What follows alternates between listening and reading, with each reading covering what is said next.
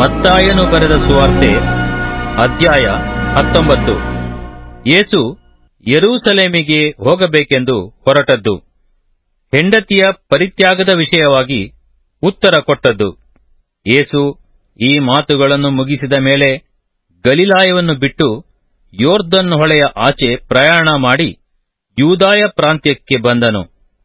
ಬಹುಜನರು ಆತನ ಹಿಂದೆ ಗುಂಪು ಗುಂಪಾಗಿ ಹೋದರು. ಆತನು ಅವರನ್ನು ಅಲ್ಲಿಯೇ ಸ್ವಸ್ಥ ಮಾಡಿದನು.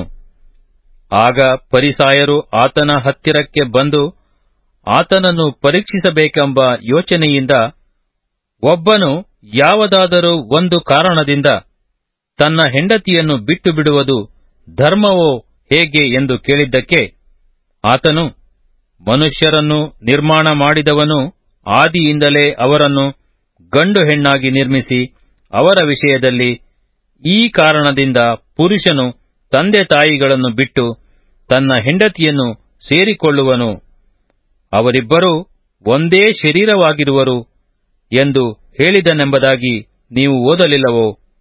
ಹೀಗಿರುವಲ್ಲಿ ಅವರು ಇನ್ನೂ ಇಬ್ಬರಲ್ಲ, ಒಂದೇ ಶರೀರವಾಗಿದ್ದಾರೆ. ಆದದರಿಂದ ದೇವರು ಕೂಡಿಸಿದ್ದನ್ನು ಮನುಷ್ಯರು ಅಗಲಿಸಬಾರದು ಅಂದನು.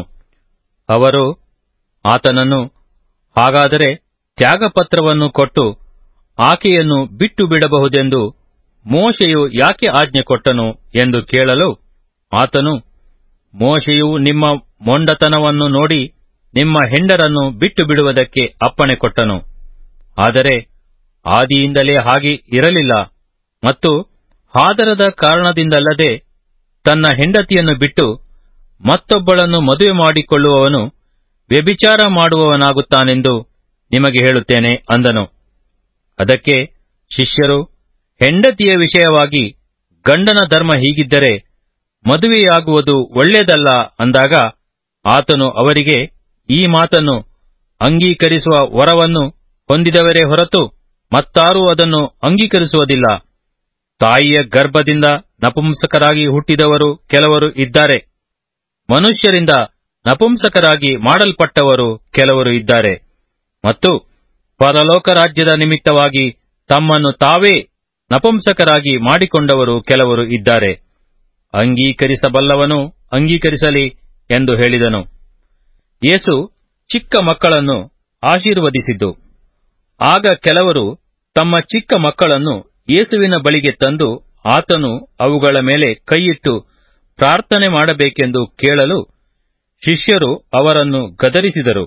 ಆದರೆ ಯೇಸು, ಮಕ್ಕಳನ್ನು ಬಿಡಿರಿ, ನನ್ನ ಹತ್ತಿರ ಬರುವುದಕ್ಕೆ ಅವುಗಳಿಗೆ ಅಡ್ಡಿ ಮಾಡಬೇಡಿರಿ, ಪರಲೋಕ ರಾಜ್ಯವು ಇಂಥವರದೇ ಎಂದು ಹೇಳಿ ಅವುಗಳ ಮೇಲೆ ಕೈಯಿಟ್ಟು ಅಲ್ಲಿಂದ ಹೊರಟು ಹೋದನು.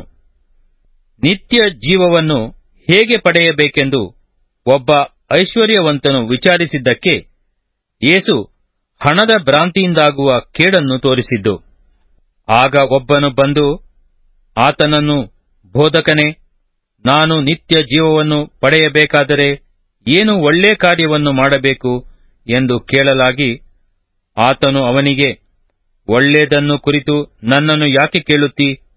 ಒಳ್ಳೆಯವನು ಒಬ್ಬನೇ, ಆದರೆ ಆ ಜೀವದಲ್ಲಿ ಸೇರಬೇಕೆಂದಿದ್ದರೆ ದೇವರಾಜ್ಞೆಗಳಿಗೆ ಸರಿಯಾಗಿ ನಡೆದುಕೋ ಎಂದು ಹೇಳಿದ್ದಕ್ಕೆ ಅವನು, ಅವು ಯಾವುವು ಎಂದು ಕೇಳಲು, ಯೇಸು, ನರಹತ್ಯ ಮಾಡಬಾರದು, ವ್ಯಭಿಚಾರ ಮಾಡಬಾರದು, ಕದಿಯಬಾರದು, ಸುಳ್ಳು ಸಾಕ್ಷಿ ಹೇಳಬಾರದು, ನಿನ್ನ ತಂದೆ ತಾಯಿಗಳನ್ನು ಸನ್ಮಾನಿಸಬೇಕು ಮತ್ತು ನಿನ್ನ ಹಾಗೆಯೇ ನಿನ್ನ ನೆರೆಯವನನ್ನು ಪ್ರೀತಿ ಮಾಡಬೇಕು ಎಂಬಿವುಗಳೇ ಅಂದನು.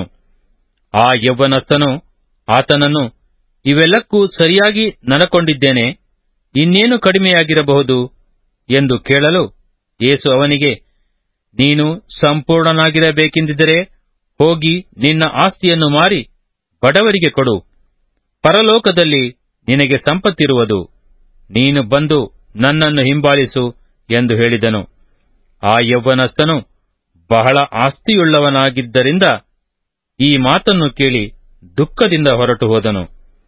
ಆಗ ಯೇಸು ತನ್ನ ಶಿಷ್ಯರನ್ನು ನೋಡಿ, ನಿಮಗೆ ಸತ್ಯವಾಗಿ ಹೇಳುತ್ತೇನೆ, ಐಶ್ವರ್ಯವಂತನು ಪರಲೋಕ ರಾಜ್ಯದಲ್ಲಿ ಸೇರುವುದು ಕಷ್ಟ. ಐಶ್ವರ್ಯವಂತನು ದೇವರ ರಾಜ್ಯದಲ್ಲಿ ಸೇರುವುದಕ್ಕಿಂತ ಒಂಟೆಯು ಸೂಜಿಯ ಕಣ್ಣಿನಲ್ಲಿ ನುಗ್ಗುವುದು ಸುಲಭ ಎಂದು ನಿಮಗೆ ತಿರುಗಿ ಹೇಳುತ್ತೇನೆ ಅಂದನು.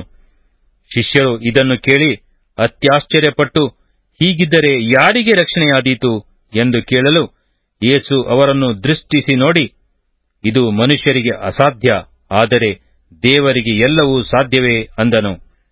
ಯೇಸುವಿಗೋಸ್ಕರ ಎಲ್ಲವನ್ನೂ ಬಿಟ್ಟವರಿಗೂ ಪ್ರತಿಫಲವು ದೇವರ ಕೃಪೆಯಿಂದಲೇ ಸಿಕ್ಕುವುದು.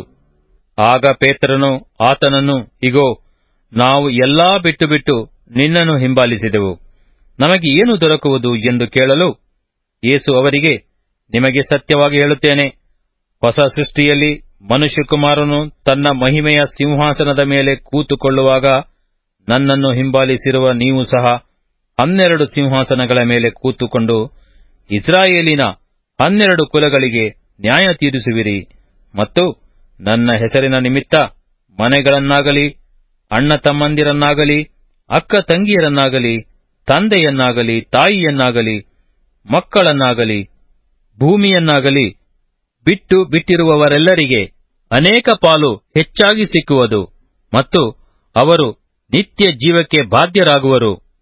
ಆದರೆ ಬಹುಮಂದಿ ಮೊದಲಿನವರು ಕಡೆಯವರಾಗುವರು, ಕಡೆಯವರು ಮೊದಲಿನವರಾಗುವರು.